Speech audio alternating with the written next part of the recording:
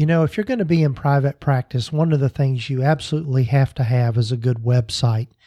It is your front door and it is your face. It's what people go to first to find out about you and the services that you offer. And I would highly recommend that you check out the folks over at Brighter Vision to help you with that. Brighter Vision is the premier web design and branding company for therapists. They'll not only help you build a beautiful custom website that represents who you are, but they provide unlimited support and also help with search engine optimization, SEO, and that's what you have to have in order to be found on the internet. So go check them out today. Go over to practiceoftherapy.com/brightervision and use the coupon code Gordon, and you can get your first month free. So check them out today, practiceoftherapy.com/brightervision.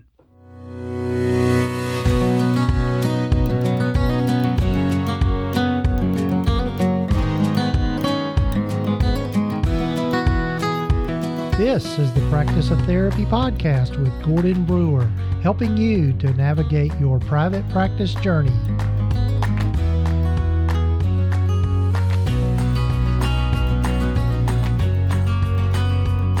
This is session number 77 of the Practice of Therapy podcast.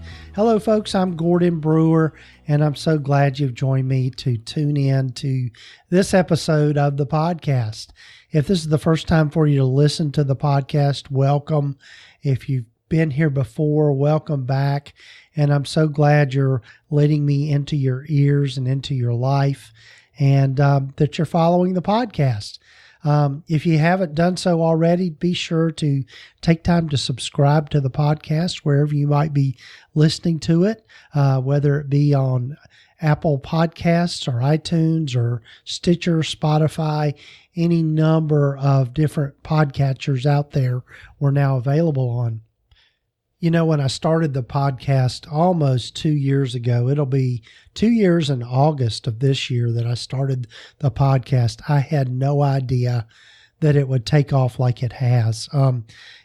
Consistently now we're getting anywhere from 2,500 to 3,000 downloads each month.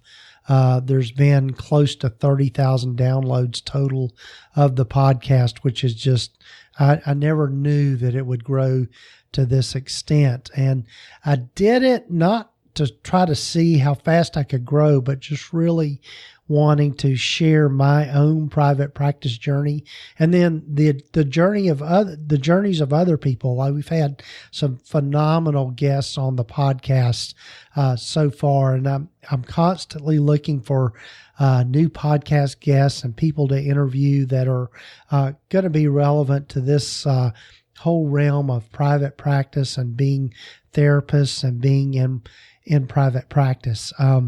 There's just so much to learn, and I learn something new every time I talk to somebody new. But in this episode, I'm going to do another solo episode and really talk about something that has come up again, just in what I hear from folks that are listening and emails that I get, and then just comments on our Facebook group and also on Facebook pages and that sort of thing. We're also on Instagram now, and kudos to my virtual assistant, Rachel. She has just really done a phenomenal job in helping get more Instagram stories and out there and put more content up on that platform. But anyway, I've been on social media, Twitter, Facebook, now Instagram, also LinkedIn. Did a little bit with Pinterest, but those are the main platforms that I've been involved in. And I think a lot of people have found the podcast through that as much as anything. But anyway, where was I going with this? I'm sorry, I'm just kind of scatterbrained. It's, my life has been just kind of up and down here lately. I think I've shared in a previous episodes that my wife took a fall and she broke her ankle and had to have surgery on it. And it's just really changed our whole day-to-day schedule and routine. And then I had a family member to pass away, an uncle, and he was in his 80s, and then going through that whole struggle of aging parents and having to move my dad into assisted living and all of that. So if I'm scatterbrained, it's because of that. I've just had my mind on a lot of things, but getting this podcast out every week, I try my best. I know I've missed a few weeks here lately, but trying to get the content out to you here lately is just something I've committed to doing. And so hopefully the information is all helpful for you. But anyway, in this episode, one of the things I wanted to talk about was I get a lot of questions about making that transition from part-time private practice into full-time, or even just moving from an agency setting type of thing or a full-time job of some type, and then moving into private practice. And what's that like, and how do you make those decisions, and what do you need to keep in mind, and all of those things. So I thought I'd share some of those thoughts about that today in this episode. But before we get to that, one of the things I'd want to mention is that, and this kind of ties in with what I'm talking about today, is the Money Matters in Private Practice course is out there and it's ready for you to start learning from. Still in that pre-launch phase, but the majority of the content is up there. I've still got a few more videos to record just when I can clear the decks to get that done. But anyway, while it's in this pre-launch phase, you can still get the course for half price, and you can just use the coupon code TAKE50, TAKE50. And it's only going to be only a few more weeks of this left, because I've made the commitment to get all of this out there, and we'll have the full course completed and up and ready. And when that happens, I'm no longer going to be in the pre-launch phase. It'll be in the full launch phase. And so you won't get it at half price. So take advantage of that while you can. And that way you'll have access to the course when it's all up there, and be able to learn from it. But in the course, I'm just teach people about the financial side of private practice, which is such an integral part of what we do in order to be successful. Certainly, we've got the clinical side of things, and that's where most of us focus our time. But I know when I first went into private practice, I knew nothing about the financial side of it all, and learned a lot of it kind of the hard way, but I've learned a lot from a lot of good people and experts. And so I've taken what I've learned about all of that and put it into this course. So the Money Matters in Private Practice course, you can find that at practiceoftherapy.com/finance course, and take advantage of that half price deal. So let's jump into talking about making those transitions from part-time private practice into full-time, and how to know when to do that and how to do that.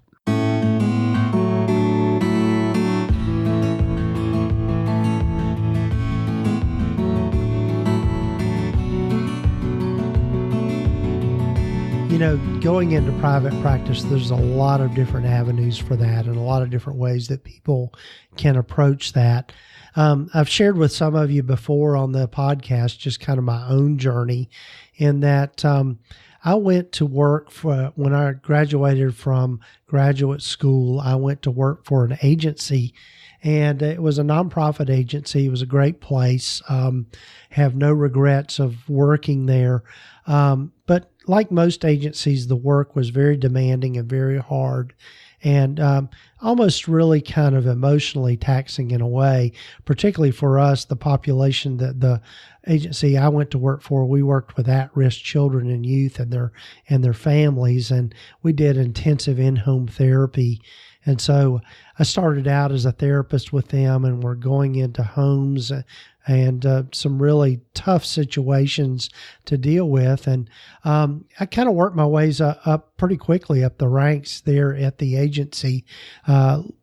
within a year or so after I started working there, I became a supervisor and started supervising a team of counselors, and then moved into becoming a clinical consultant. So really what I was doing at that point was overseeing just kind of the clinical side of things with the various teams that were seeing clients in the in-home program. And also I worked in foster care for a while within that same agency. But one of the things I figured out pretty quickly was working for someone else really kind of limits the time that I wanted to spend in my own life. And so, as you've heard from me over and over again, I think one of the places to start when thinking about going into private practice or even moving from part-time private practice into full-time is to really ask yourself why and have some clear understanding as to why you want to do that. For me, my why is that at that moment in my particular time in our life, my wife had been diagnosed with breast cancer. Fortunately, she's a long-term survivor of that. But also our daughter was entering high school, and she was going to be in the band, and I knew that she was going to be doing a lot of band trips and that sort of thing. And so I knew I wanted to be able to spend time on those things where I was needed most and really where my passion was, which was obviously spending time with my daughter and being part of her life and the things that she was doing, but also being able to have the time to attend to my wife and help her through that very difficult period of her life and going through what she went through with the chemo and radiation, all that kind of fun, yucky stuff that cancer survivors have to go through. But so that was a big part of my why at the time. The other thing that the way things really kind of lined up for me in moving into private practice was a really kind of more full-time. I had started my private practice, I guess, probably about 5 years prior. I was working at the agency, and I thought, well, I'm going to start seeing some folks on the side to really just kind of bring in a little extra income, but also with having in the back of my mind that I knew that it was something I was eventually going to do full-time. I know there are a lot of people out there that might be working for somebody else or working for an agency somewhere, and they start their private practices really to bring in some extra income with really no intention of really going into it full time, but they figure out that it is something that can be done. I know I've heard stories from people just about, okay, I'm going to do private practice and see people on the side to pay off student loans. And I think that is an excellent idea, is to be able to use that extra income of being in part-time private practice to kind of cover those things. But the question always comes up from people that listen to the podcast and just emails I get from people is that they realize, okay, private practice really is their passion, and they're doing it part-time while maybe working somewhere else, and they want to make that move and make that transition. So let's talk a little bit about what it takes to move into full-time private practice.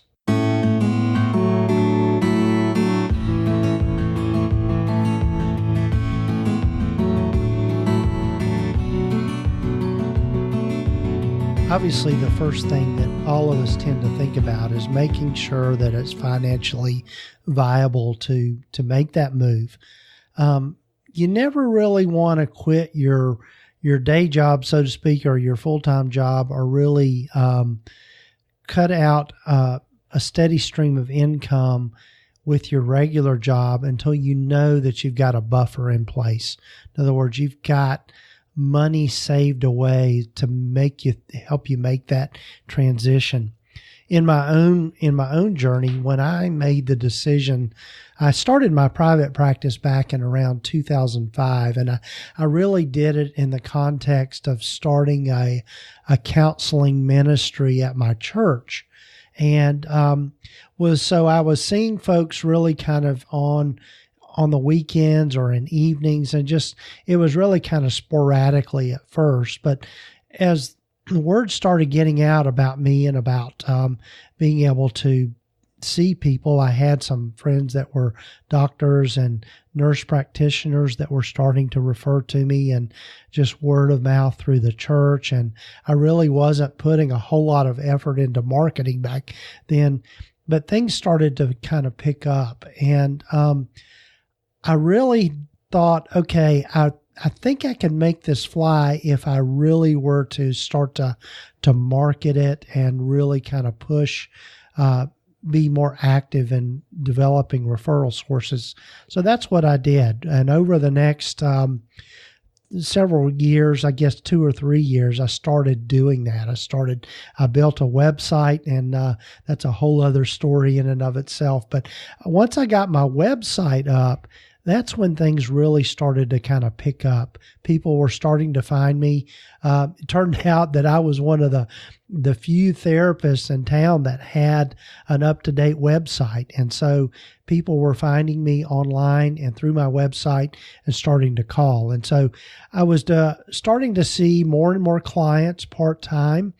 And as I said earlier, kind of the way the stars aligned, my daughter was making that transition into high school at the time. My wife's health issues and all of that. I really started thinking seriously, okay, what is it going to take for me to leave my agency job and focus on doing the private practice exclusively? Well, part of my transition came about because there was an opportunity for a part-time job within my church context to be a coordinator for an organization called Episcopal Appalachian Ministries. And we, at that particular time, we were dealing with just poverty issues within the Appalachian region. And it was really a larger, more regional job. In other words, it was in the context of the National Episcopal Church. And so, anyway, I applied for that job, and it was a part-time job, a half-time job as they called it. And so they hired me for that position. And so I knew that salary from that particular position wasn't quite as much as what I was making working for the agency, but it was pretty close. And so fortunately for me, I was able to have a part-time job plus be able to do my practice part-time. So as time progressed, I realized that my practice was really growing, and I really reached that point at which, okay, I've got to give up one or the other. I've got to give up this Appalachian Ministries position, or I'm going to have to give up my private practice. Well, guess what? My passion and my why is around private practice. So I really began to look at, okay, how can I phase myself out of this part-time job and do private practice more full-time? So what I began doing at that point is I made, first of all, is we really spent our time as a family getting our finances in order at home. We realized that we, like a lot of people, we had accumulated some debt, and I really needed to look at what we needed to do to kind of get myself out of debt.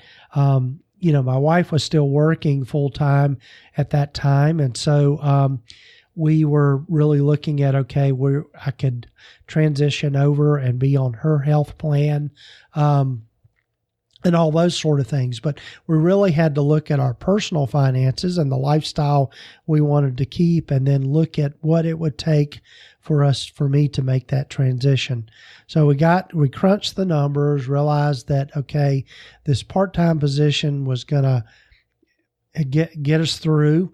And when I realized that I wanted to move out of that part-time position, I really set that goal to do that over a year's time. So the first thing that I did is I really just made sure that I could live for the next year solely off the income from the part-time position without paying myself at all directly from my private practice stuff. So I then began to take the money that I normally would have paid myself from my private practice and began putting it into savings. I opened a money market account, which is just for those of you that might not be familiar with that, is that a money market account gives you a little bit of interest, but also it limits the number of transactions that you can have. You can search for several of those online, but I guess the main thing is I set it up so that I'd have access to it, but it wouldn't be easily accessed. And so I made that commitment to just start saving what I would make from my part-time private practice, just start saving, paying myself, but putting all that money into a savings account. And so I did that over the next year. And when it was all said and done, I had about 6 months worth of my full salary, if I were to pay myself a full salary, plus my business expenses all saved away. And so that was the point at which I realized that, okay, I can really make the transition into being into full-time private practice. So I resigned from my part-time job and moved into full-time job. Gulp. It was a scary time. I was, even though I had that buffer in place and I knew that it would carry me through the short times, it was really that point at which I realized I really needed to up my game in my private practice as well. So that was also the point at which I decided to start a group practice so that I was not totally dependent on just my income, but also the work of others. And so in the previous episode, I talked about that a little and just about starting group practices and that process. But I guess my point with all of this is to move from part-time private practice into full-time, or even from just working for an agency to starting a private practice. The one big piece of advice I would give folks is just make sure that you create a financial buffer for yourself. What you don't want to do is jump out of the frying pan into the fire, as we like to say here in the South, by just jumping in without having made some financial preparations. And so I think there's no time limit to that. But I think if you can do it, give yourself time to do it over a period of time and have a plan for that is going to be real important. And that's also where mindset comes in. I think one of the things that I think a lot of happens for people is that they're working in jobs where they find themselves just miserable and unfulfilled by their job. Whether it's working for an agency or working somewhere else, they get just really disenchanted with what they're doing and they get discouraged by that. And they get so discouraged that they just up and quit their job. That's sometimes a good decision, but a lot of times it's not. And so one of the things that I think is important, and I look back at my own journey, is that when I made the decision that I was going to move into full-time private practice from part-time, I really got myself in the mindset of, okay, I'm going to do the best job I can with my part-time or my full-time job, and really develop a good attitude about that so that I can work through that period, through that transition, and do a good job with it and not be miserable in the meantime. I know I had, this is just a little side note here, but back when I was working for the agency, I was really getting very disenchanted with my job. And I remember having just a real frank conversation with my supervisor at the time. And she said in a very therapeutic and kind way, Gordon, one of the reasons that you're miserable in your current job is that you don't have the right mindset and attitude about it. There's lots of things that should be changed and things that maybe could be changed, but for the most part, you need to accept where you are and what you're doing and develop the right attitude about that. And, once I did that, things changed for me. I really knew that I was not going to be at that agency forever. But I started putting things into action in terms of starting the private practice, taking those first steps of starting the counseling ministry at my church and then having it grow from there. The other thing that I think was important with my mindset was taking away from giving myself permission not to have a sense of urgency about it. It was going to happen. I had made up my mind that it was going to happen, that I was going to move into private practice. But I said I also had the mindset for myself that I'm going to give this whatever time it needs for me to do it right and for me to make that transition into private practice. So I think that's an important piece to kind of remember, is to have the right mindset about making those transitions. It will happen. If you make up your mind that you want to move into full-time private practice, it will happen. But just take your time, be meticulous and methodical about it, save your money, get your systems and processes in place, develop your referral sources to make sure that you've got those steady referrals coming in. Make sure that you've got a great website so that people can find you, and spend that time when you're doing it part-time to really build out those things, but also adopt the right mindset for your full-time job so that you can continue to do that and not put yourself under a lot of financial pressure. So the other things that I wanted to mention just about things to prioritize and thinking about moving from part-time to full-time, figure out how you're going to cover your benefits that you might be receiving from your full-time job. So, for example, your health insurance, or maybe your retirement savings and those kinds of things, are things that you need to have, make plans for, because what you don't want to do is get yourself in a bind down the road by not having planned those things out. As I mentioned at the beginning, the Money Matters course, I go over a lot of these things about just the financial side of private practice, of really understanding how all this fits together. But when making that move from part-time to full-time, you really want to make sure that you've got all your ducks in a row and all of those things planned out and have put some thought into it. But the big thing is creating that financial buffer for yourself. I would say at a very minimum 2 months worth of your salary plus your other expenses saved away. More than that's even better, but 2 months of that at the very minimum.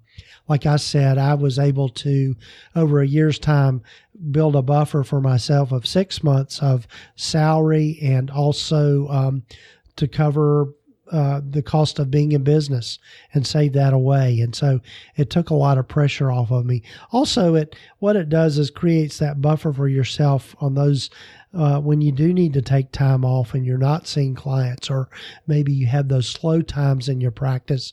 You've got the financial buffer in there in place. The other thing that I think is just so helpful in making that transition from part-time to full-time is really looking at how you can diversify your income streams. Also during that period when I was really focusing on creating that financial buffer for myself is also the time at which I decided to start a group practice and start bringing on other therapists to join me in my work. And I talked a lot about that in the previous episode number 76. But what that does is it also allows you to reap the benefits of other people's work. For example, for me, I've had to take a lot of time off with my wife's health issues and also with my dad's health issues and all of that sort of thing.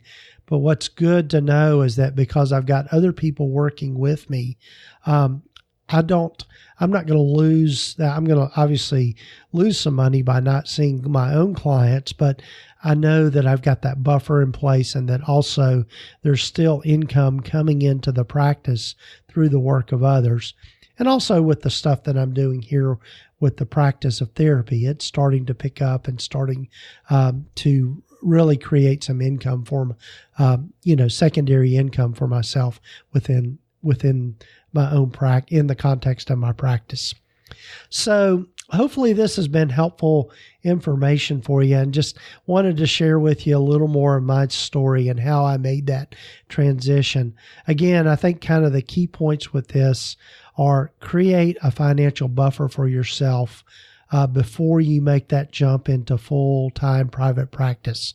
Also, put a lot of work into your personal finances to get yourself out of debt, so that you've got more, when we get ourselves out of debt, that's really almost like free money in a way, because you're no longer spending money on those things, on paying somebody else back, but you're able to take that money to divert to other places. So create a financial buffer for yourself. Also, focus on getting yourself out of debt, and then creating multiple streams of income will help you make that transition into full-time private practice with confidence, and you'll feel good about it.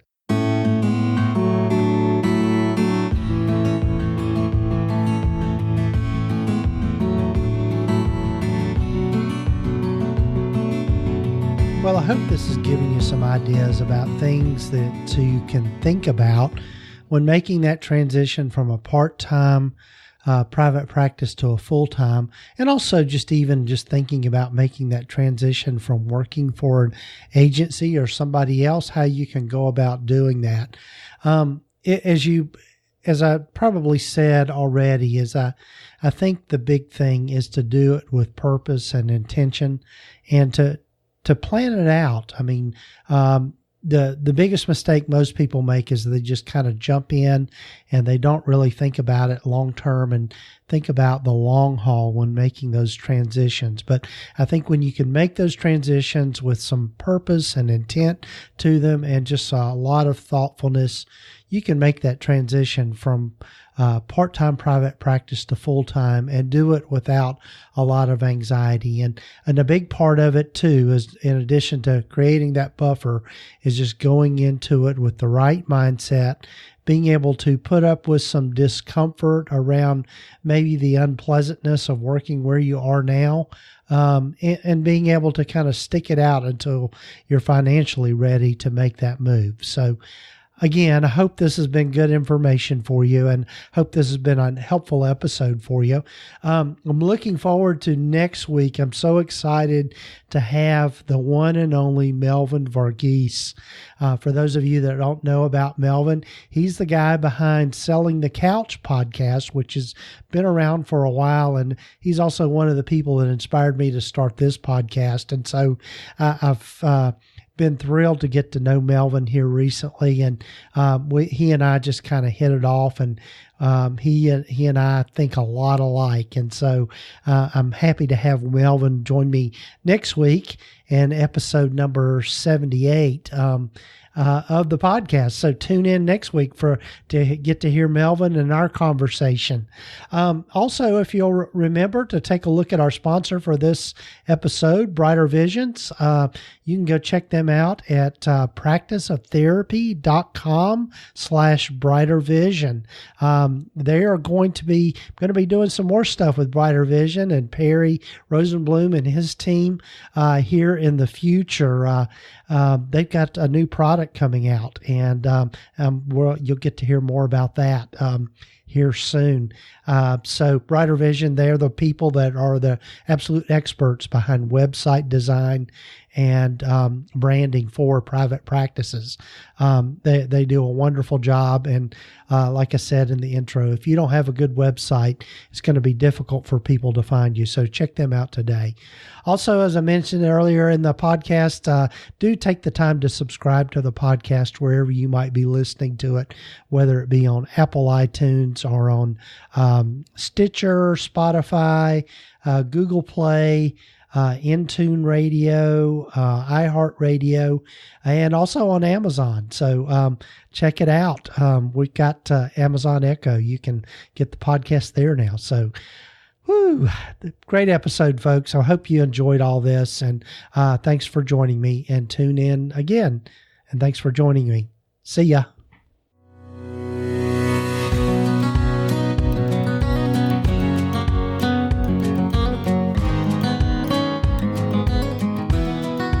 Been listening to the Practice of Therapy podcast with Gordon Brewer. Please visit us at practiceoftherapy.com for more information, resources, and tools to help you in starting, building, and growing your private practice.